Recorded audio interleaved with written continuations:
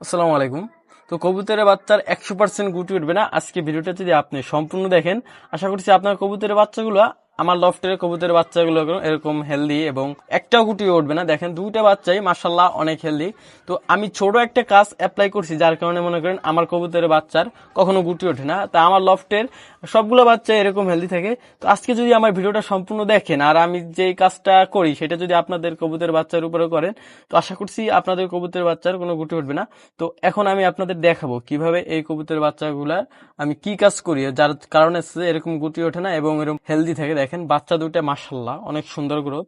আর এই যে আরেকটা বাচ্চা, এই দেখেন মাশাআল্লাহ একটা গুটিও কোথাও নাই, একটা গুটিও নাই।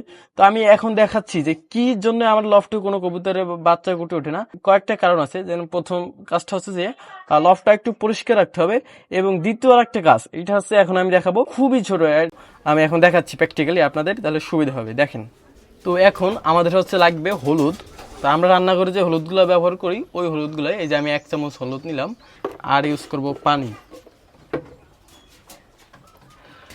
এটা ভালোভাবে মিক্সড করব।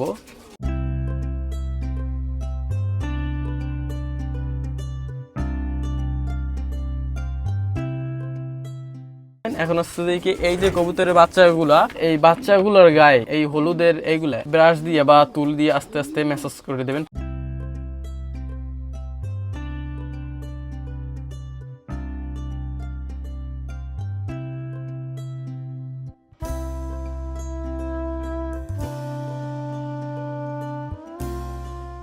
এখন কি করতে হবে, যেহেতু এইটা ভিজে গেছে বাচ্চা কিন্তু ও ভিজলে ঠান্ডা লাগবে, এই কারণে 5 থেকে 10 মিনিট খরায় রাখতে হবে। খরায় রাখলে কি হচ্ছে বাচ্চাটা শুকিয়ে যাবে, দেন তারপর হচ্ছে আবার ওর মায়ের কোলে আমরা বাচ্চা দুটো দিয়ে দেবো। তো এই যে এখন আমরা এই বাচ্চা দুটো খরায় রাখছি, 5 থেকে 10 মিনিট রাখবো।